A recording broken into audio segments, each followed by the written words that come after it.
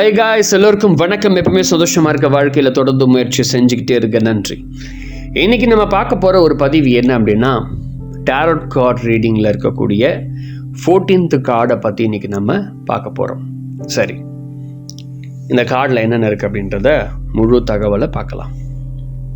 இந்த கார்டுடைய பேர் என்னென்னா டெம்பரன்ஸ் அப்படின்னு சொல்கிறாங்க. இந்த டெம்பரன்ஸ் அப்படின்னா இது ஒரு ஏஞ்சல், அதாவது நியூட்ரல் ஏஞ்சல்னு சொல்லலாம். அதாவது சமநிலை, சமமான ஒரு ஏஞ்சல். ஸோ அந்த ஏஞ்சல்கிட்ட என்ன இருக்குது அப்படின்னா, செந்நிற ரெட் கலரில் இருக்கக்கூடிய ஒரு சிறகு, வெள்ளை ஆடையும் கொண்ட தேவதை தன் இரு கைகளில் உள்ள ஒரு கோப்பைகளில் நீரை மாற்றுகிறாள். தேவதையின் வலது கால் நீரிலும் இடது கால் நிலத்திலும் உள்ளது. கோப்பைகளில் உள்ள நீரை மாற்றி மாற்றி ஊற்றுவது. அந்த கிளாஸில் குளிர்ந்த நீரும் மற்றொரு கிளாஸில் சூடான நீரும் உள்ளது. அந்த கோப்பையில், இன்னொரு கோப்பையில் உணர்வுகளையும் உறவுகளையும் குறிக்கிறது. இதில் எந்த ஏற்றம் இறக்கம் வந்தாலும் மனம் சமநிலை இருப்பதை குறிக்கிறது. நீரில் உள்ள கால் ஆழ்மனதில் உணர்வுகளும், நிலத்தில் உள்ள கால் சமுதாய வாழ்விலும் தன்மையிலும் சமநிலையாக இருக்கிறத குறிக்கிறது. மார்பில் உள்ள அந்த சதுர குறியீடு உள்ளுணர்வு சமநிலையிலும், முக்கோண குறியீடு உடல் மன ஆன்மாவை குறிக்கிறது. தேவதையினுடைய புருவ மத்தியில் உள்ள வட்ட வடிவம் ஆஞ்ஞா சக்கரத்தை வெளிப்படைந்ததையும் ஆற்றல் ஒரு ஒருங்கிணைப்பையும் குறிக்கிறது. தியான நிலையில் உள்ள தேவதையின் அந்த பிக்சர் நமக்குள்ள ஒரு அமைதியின் ஆற்றலை, ஒரு அரைஸ் எழுப்புதலை குறிக்குது.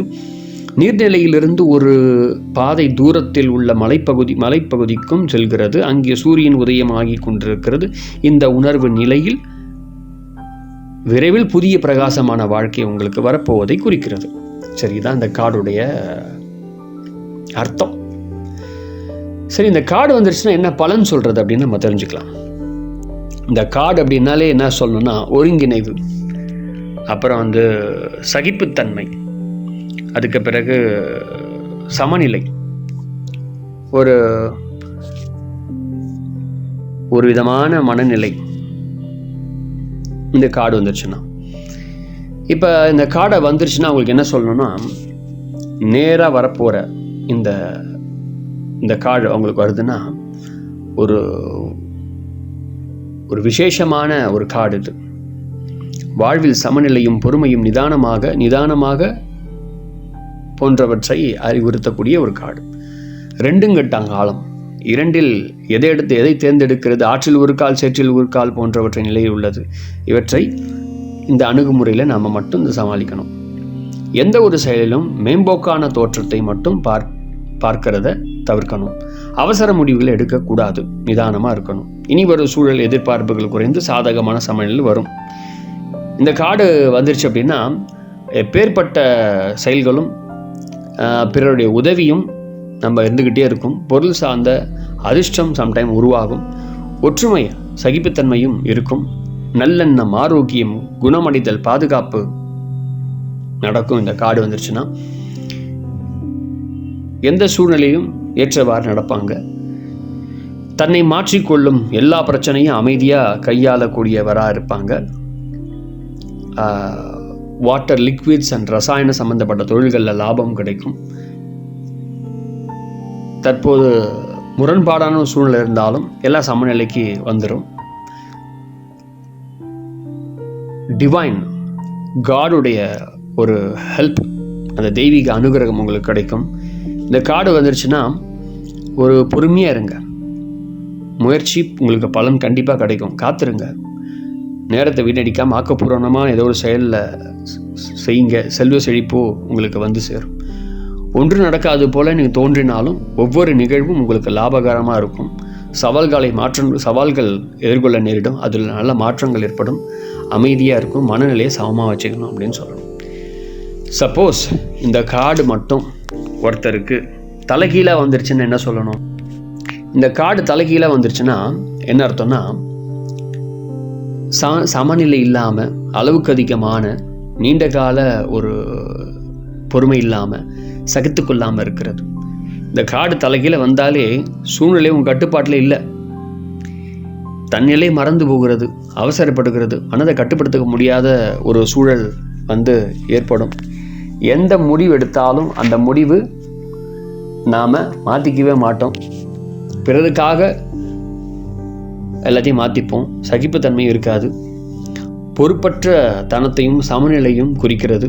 மனம் குமுறிக்கொண்டே இருக்கும். உறவுகளில் தற்சமயம் அனுசரித்து செல்லணும். ஒற்றுமையை வெற்றி தேடி தரும். பண முதலீடு ஏதாவது இன்வெஸ்ட்மெண்ட் பண்ணுறீங்கன்னா அதனால் இழப்பு நேரிடும். பேராசை பெருநஷ்டமாகும். அதனால் பொறுமையாக இருந்து செய்கிறது ரொம்ப நல்லது. எதையும் மறுத்து பேசக்கூடாது. பெரியவங்க சொல்கிறத நல்லா கேட்கணும்.